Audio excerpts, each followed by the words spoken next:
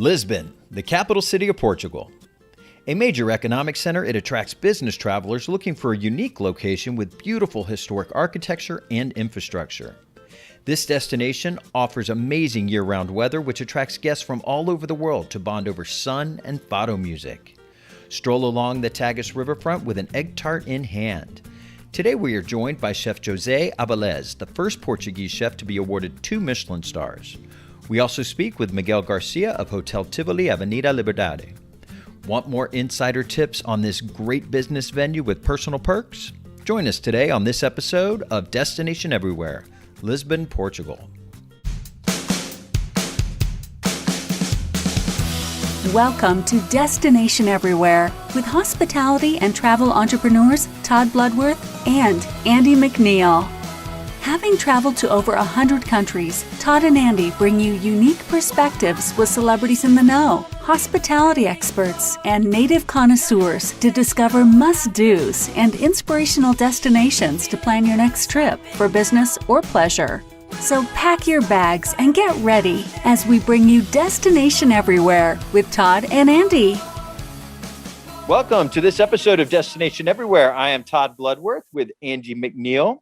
Hello, everyone. In this episode, we are going to talk about Lisbon, Portugal. And Lisbon is such an amazing city. It is located on the coast in Portugal, which has a tremendous coastline. But Lisbon is just one of those places that you'll just want to get lost in. No map, no destination, just walk the city and learn about it. Yeah, and also on the Tagus River as well. It's right there. So you got lots of water, beautiful, beautiful place to wander and see some of the oldest ruins. It's actually predates London and Paris. Imagine that. So a lot of history and a very, very popular destination. You get over 290 days of sun a year. So a great vacationing destination, but also an up and coming B2B destination with lots of incentive trips going there as well. So we're really looking forward. We got some great guests. We have Chef José Avillez, who is a very, very famous Portuguese chef. And we have another amazing guest. We have Miguel Garcia. And Miguel is the general manager of the Hotel Tivoli Avenida Liberdade Lisboa. Very good, Todd. That was a mouthful. I actually messed it up. It's not de Lisboa, but it is Lisboa. And this is a 5-star property in Lisbon. It is an amazing location, a great neighborhood, amazing rooftop bar. So we're going to talk to Miguel and learn a little bit more about his property. And we're going to learn a little bit about Lisbon and tell you some interesting things you should do and what kind of food you need to try. So we'll be right back with our first guest, Chef José Avillez.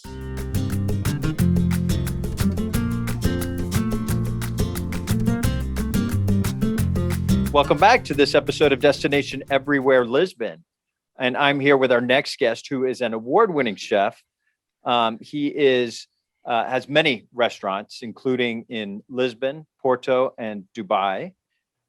His restaurant in Lisbon, Bel Canto, has 2 Michelin stars, making it the first restaurant in Lisbon to be distinguished with 2 Michelin stars, and making José the first Portuguese chef to receive this accolade in Portugal. So what are the essentials for a good Portuguese meal?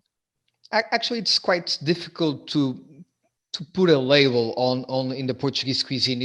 We are a quite small country. For the States, we are a very small country. We have 10 million people, but actually we have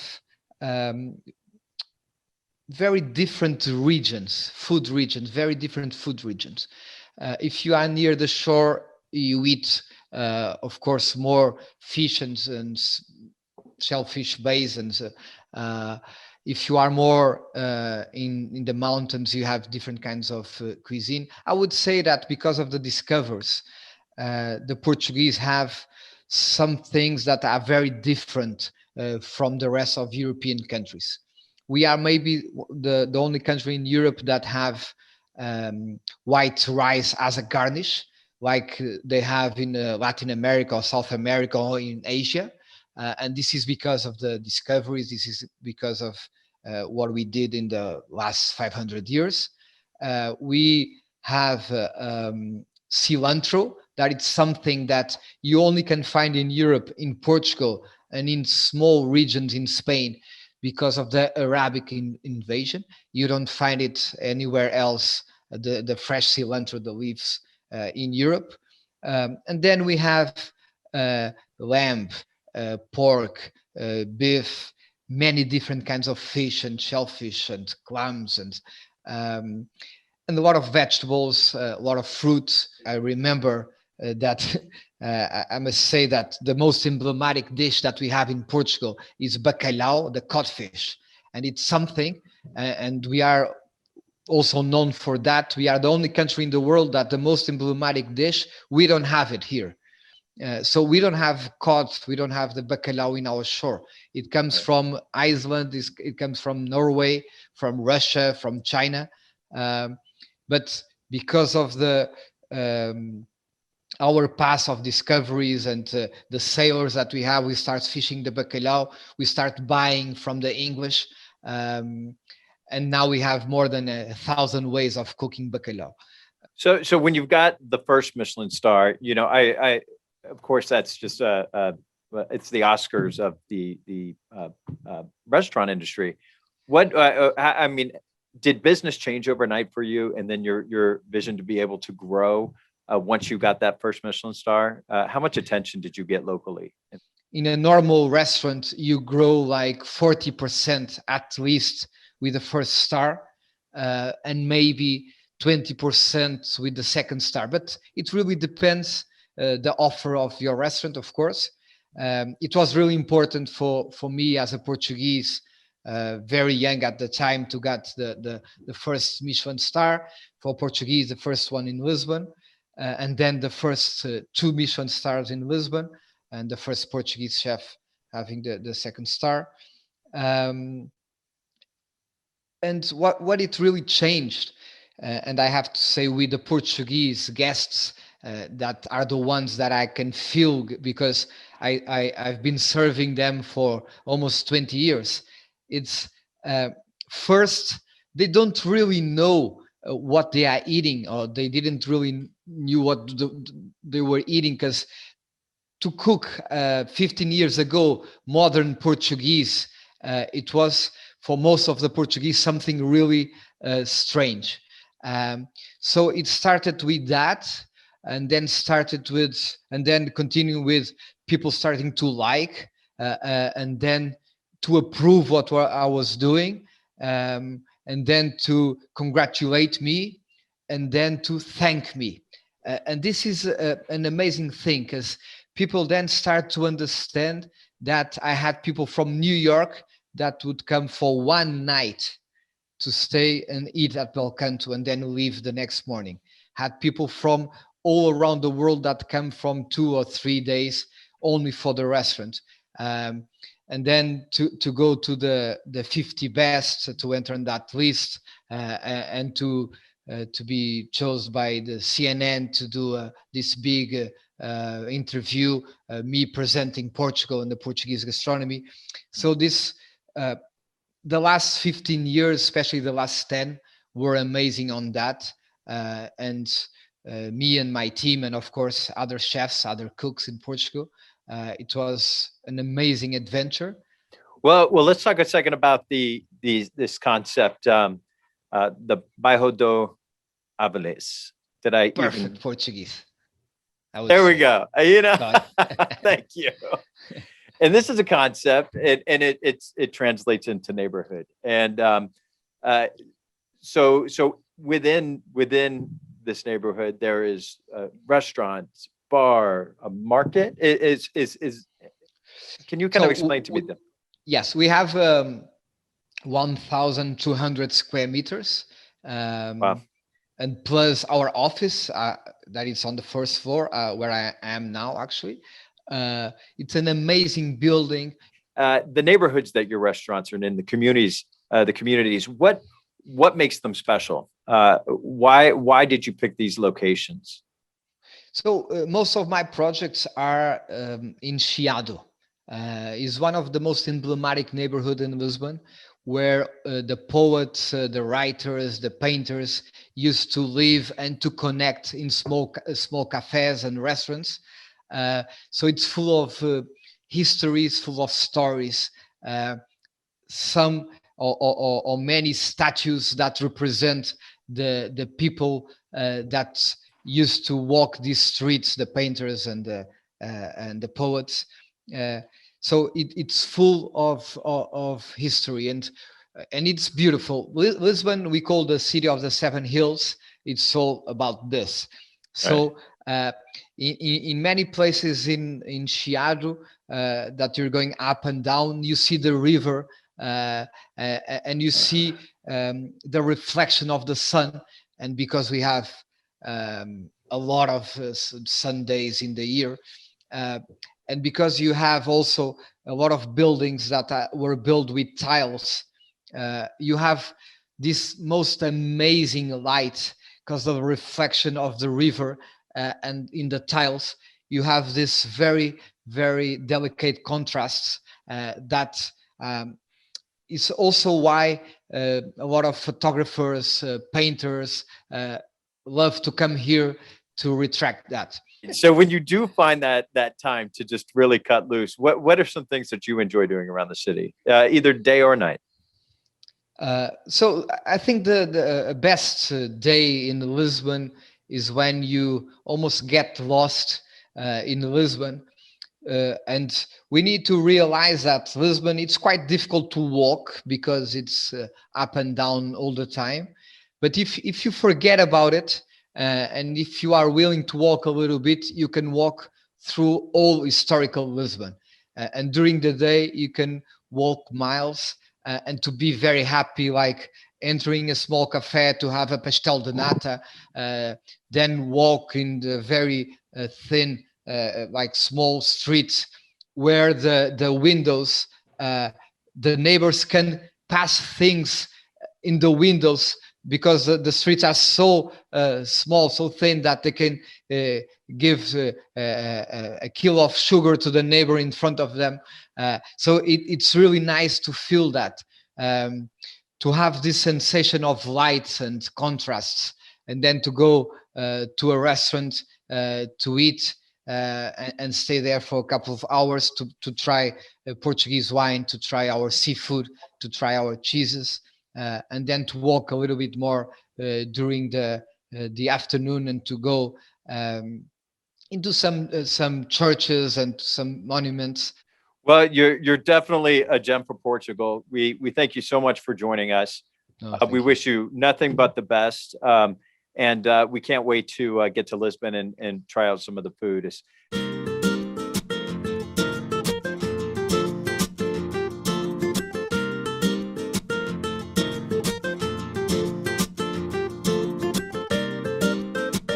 All right, welcome back, everybody. Today we're talking Lisbon. So we're going to talk about our top destination favorite things to do. Such a wonderful city. Like Todd said before, you can get lost in the city. Just spend all day just going through its neighborhoods and seeing the great history. But there's certainly some bucket list items that you want to do. We're going to go through this list now. And it was really, really hard, but we came down with 10 that we thought were great. Todd, what's your first one? Well, the first one is live music and a dining experience. So in Portuguese, the word fado actually means fate. So we definitely suggest finding a unique spot, listen to some fado, and just have some great food. Awesome. So there's a great park called the Eduardo VII Park. It is named after, obviously, Eduardo VII from the United Kingdom, who visited Portugal in 1902. It's located at the top of a hill that actually looks beautiful, unbelievable views of central Lisbon and the River Tagus.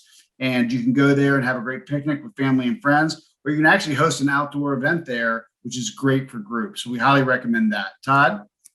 And Lisbon is actually a very old city, but it does have some very modern venues. One of those being the Museum of Art, Architecture and Technology. It's gorgeous, isn't it? The MAT, and it's located in the Belém district along the riverfront.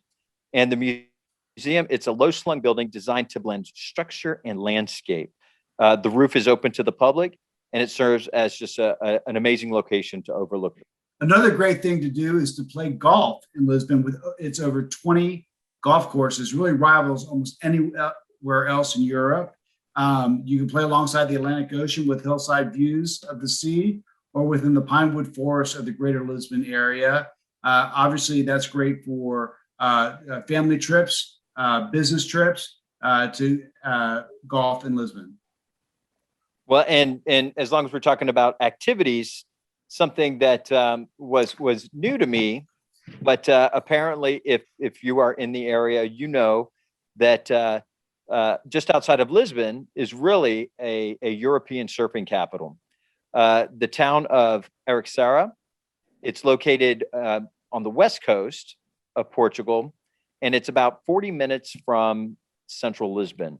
And it's a seaside community, and it's the only European spot among the world's surfing reserves. So groups can enjoy half or full day surf lessons from one of the many, many surf camps available in the region. And it's absolutely gorgeous at the same time. So whether you want to participate or watch, it's a great place for surfing. All right. So something that I love to do when I go to a city on the sea is a sailing excursion. And you can actually do this on the Tagus River. It has excellent views of Belém and the Praça de Comércio. And you can do sailing excursions. You can also arrange a private regatta. How much fun would that be? So this would be great for your family, your friends, or even a team building event. So a sailing excursion on the Tagus River. The next thing I think everybody should do in every major city is do a tram tour. You know, many cities in Europe specifically, and in the US, they have the bus tours with the open top buses, but you can get a private tram 28 tour. And the renowned trams of Lisbon, they date back to the 1930s, and they're great, just a great form of transportation to see the city and try to watch them navigate through these very, very narrow streets in Lisbon. The trams are available for private rentals, for groups, and they're accompanied with a special wine tasting and with pastries. Oh, how fun. How fun. What better way to sightsee than with wine and pastries? That's great. Speaking of great experiences, you can have a culinary experience and visit the LX Factory. The LX Factory is a former fabric factory that's been turned into a trendy spot with restaurants, bars, and shops. And there's innovative concepts happening there, like Kiss the Cook, and you can do corporate groups and team building, and just a fantastic way to do a unique way for culinary experience with all these different restaurants in the LX Factory. And this last one, have you ever, and Andy, I don't know if you remember, we did a sensory, kind of a sensory dinner one time where we were in this restaurant that we were blindfolded. And it was absolutely just one of the most unique things I've ever done. But they offer a blindfolded tour of Alfama. And Alfama is one of the oldest neighborhoods in Lisbon. And this blindfolded tour it's called Sensorial Lisbon. It provides visitors with a unique sensory experience, which can be very cool. It allows groups to build their knowledge of the city by stimulating their smell, touch, taste, and hearing, cool. All while exploring local food, photo music, and steep streets. So, I think that serves a couple purposes. It really does help you kind of appreciate what you have, but it also helps you to just really check out the other senses that you may take for granted sometime. So I think that would be a lot of fun. So those are some great ones around Lisbon. However, we want to add one, which is just a short 2-hour flight, is a trip to the Azores. The Azores are archipelago off Portugal. It's just absolutely beautiful. It has 1,766 volcanoes on it. Not all active, thank goodness. But you can enjoy volcanic activities. You can search in the caves, the grottos, and there are cratered lakes all throughout the archipelago. So if you have some extra time, the Azores is a great side trip. So we highly recommend that. So Todd, who's our next guest? Our next guest is Miguel Garcia. Miguel is the general manager of the Hotel Tivoli Avenida Liberdade Lisboa. So we're looking forward to hearing what he has to say and share a little bit about this amazing 5-star property in an amazing neighborhood in Lisbon. Are you ready to book your hotel for your next company event or family adventure? Let AMI help. We have ongoing relationships with all major hotel chains and access to over 200,000 hotels. Why us? We receive special promotions before they hit the open market, meaning significant cost savings to you. Go to destination-everywhere.com and click the Source Now button and let us get to work for you. At AMI, we're passionate about meeting connections that change lives. For over 20 years, we have traveled our clients all over the globe, supporting their business goals and helping them stand apart. From hotel sourcing to audiovisual magic, we'll make your corporate meeting or event second to none. Go to AmericanMeetings.com to learn more. American Meetings, AMI, meeting planning perfected. Welcome back to this episode of Destination Everywhere, Lisbon. And right now, our next guest, I'm really excited to talk to. He is the general manager of the Hotel Tivoli Avenida Liberdade. Welcome, Miguel Garcia. How are you today? I'm very well, Todd. Thanks for inviting me to speak a bit with you today. Well, thank you for joining us. We love Lisbon because it's such an accessible city, especially coming from the States. What was it that drew you to this property? And tell us a little bit about your personal history with this property. Well, first of all, this property is here since 1933. Okay, so there's 88 years of existences. This one of the first five-star hotels in Lisbon. Okay, made and founded by two very famous hotelier families that founded in 1933. And the hotel is here since then. And now today it's located, and since the beginning, it's called Avenida Liberdade. It's we call this, if you translate to English, is the Avenue of Liberty, close to Marquês de Pombal.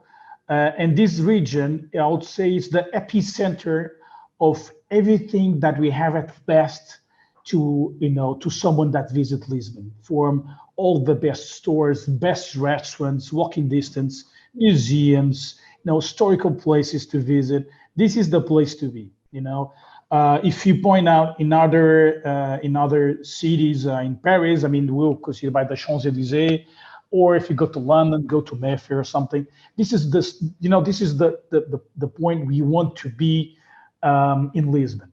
And more than that, it's a point, it is a hotel.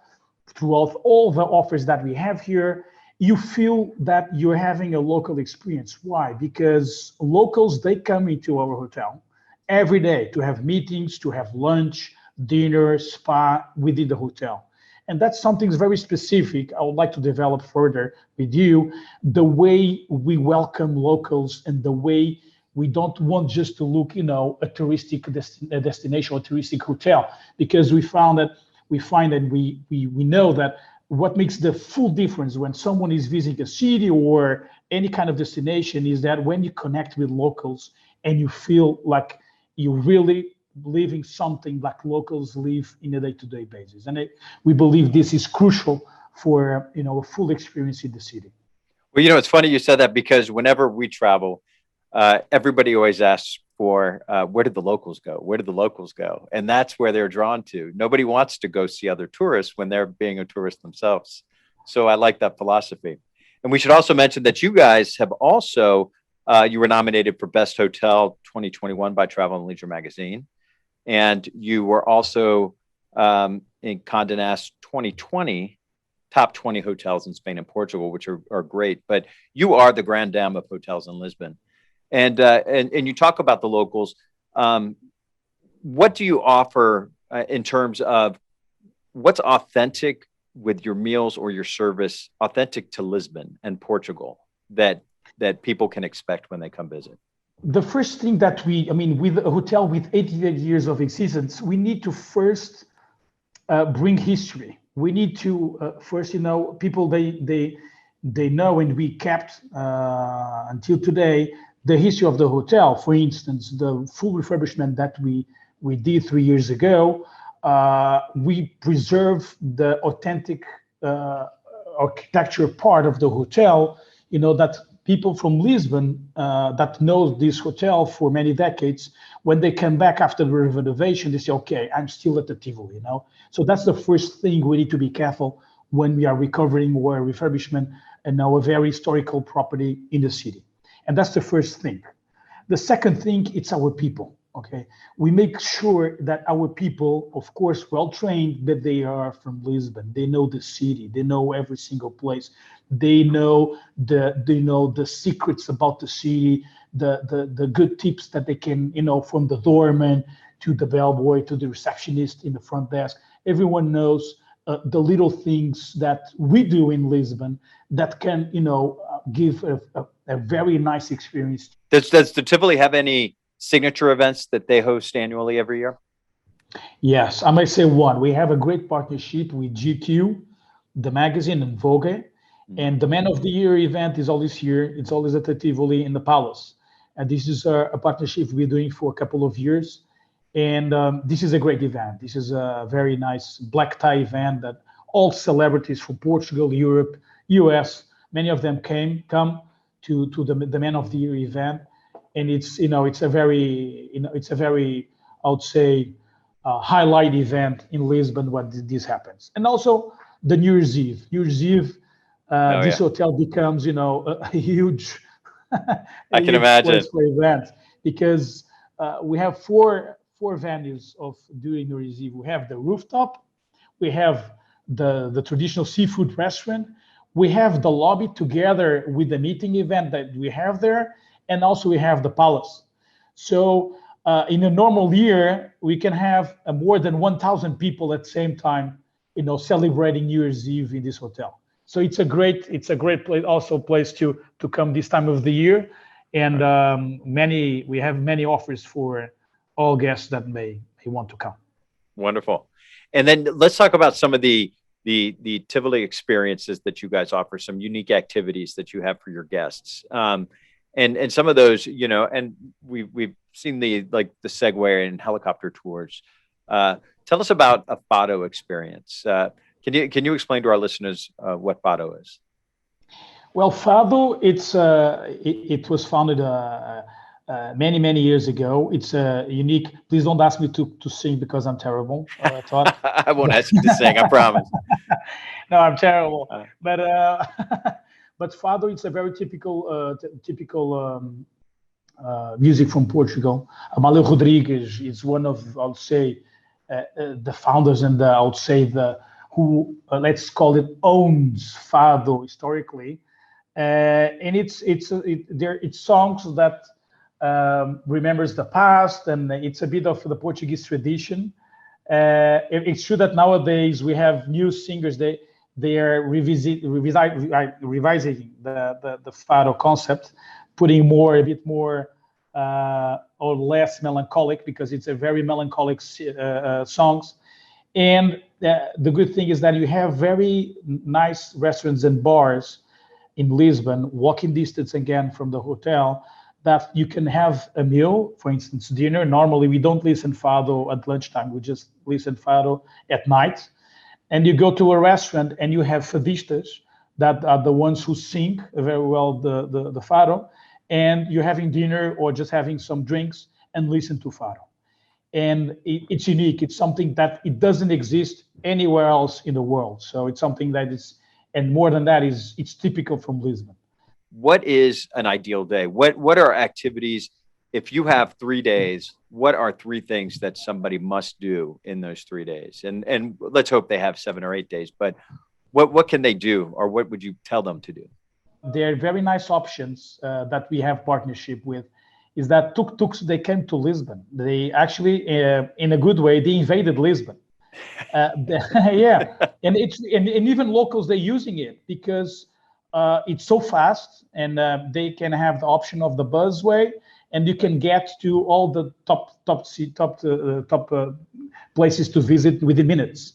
So going out of the tuk-tuk, you can go to Torre de Belém, Mosteiro dos Jerónimos, the monastery, which is the most known.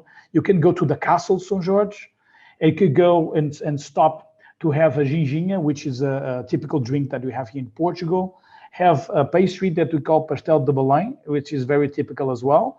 in Belém, and then you can drop just walking by the river, have fantastic views on the river, and then come back again. And then you dressed up, you go to a fado restaurant, you listen to fado, and I can tell at the end of the day, you're going to be tired, you're going to get back to the Tivoli and sleep. And one of the good things in Lisbon, such as other cities in Europe, is that walking in the city is very pleasant. You know, sometimes we think, I need to go there. No, just walk, lose yourself in the city. And this is a city that you can do that because it's safe.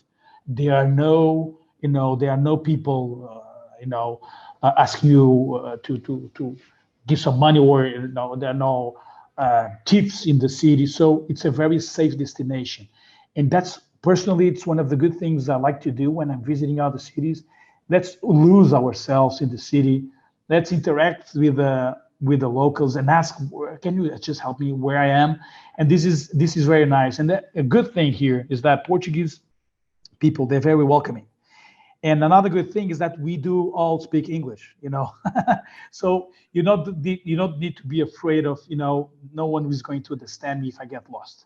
So this is the perfect city to get lost and discover things, without a map, because I feel that, experienced travelers, they don't want to carry maps anymore. They want to discover in authentic way. They want to discover by chance. And then that's where you find the great experience. Can you just tell us about one experience or an encounter you had with a guest, a regular guest, or it could have been a celebrity, you don't have to say names, where they just like made a request and you were like, are we going to be able to get this done? And you really kind of exceed the expectation of a guest. So we were welcoming, a celebrity with a lot of rooms. So there was a big entourage coming. Okay. And I can tell you what was the reason to come. It was a concert. Okay. So you can imagine that was, it was a singer. So there were many requests. Okay. And, in the 5-star properties, we're used to that. But there was a disruptive request that happened. And I was walking through the hotel, showing rooms, suites, everything, from security-wise, from amenities, from, restaurants, all possible reservations, all the list. And, the responsible from the group tell Miguel, we have an issue. And what is the issue? I think we cannot come here. Why? Because your suite, this suite, it's not connected with another one. You say, oh, well, it's not connected. But we need this. You can walk through the door. No. We need these to be connected, and all connecting rooms, they were already all taken from them. And I was said, but why do you think that's a problem? And he said to me, because there's no room, so we need to cancel the group. No. I'm going to build the door for you in the room through other room. He said, oh no, but you're going to destroy the room? Yes, of course. I'm going to open the wall in the room to the other suite so you can have it. Actually, thank you so much for that request, because actually we can make one more connecting room. So I'm going to destroy this wall. I'm going to talk with my engineer. We're going to make just a door for you. And they say, are you sure? Don't you need to talk with the owner? No. The owner will thank me for giving you this option and confirming you this guys with us. Wonderful. Well, Miguel, thank you so much for your time. We know you're busy, obviously running a 5-star property. We really appreciate it. And again, we look forward to seeing you on our next trip to Lisbon. Thank you so much, Todd. I'm looking forward to welcome you here.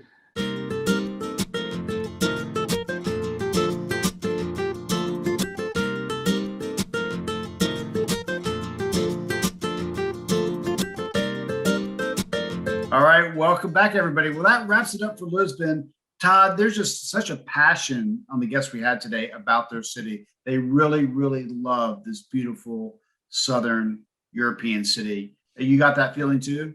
You know what?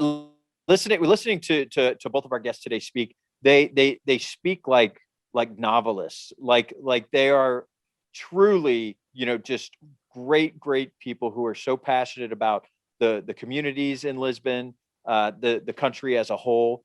And it makes you really kind of appreciate the niceness that it comes off of them. And we've been to Portugal a few times, And every time, people are just overwhelmingly friendly to you. They just have, open minds and open hearts. And the seafood is just so amazing. The food and just walking around the city. So if you like to go on urban hikes like we do, sometimes it's best just to, don't pull out your Google Maps, leave tour maps at home, and just go and just see where you end up. And you'll be shocked at what you find. And Lisbon is a perfect city to do that. Well, thanks everybody for joining us on Destination Everywhere.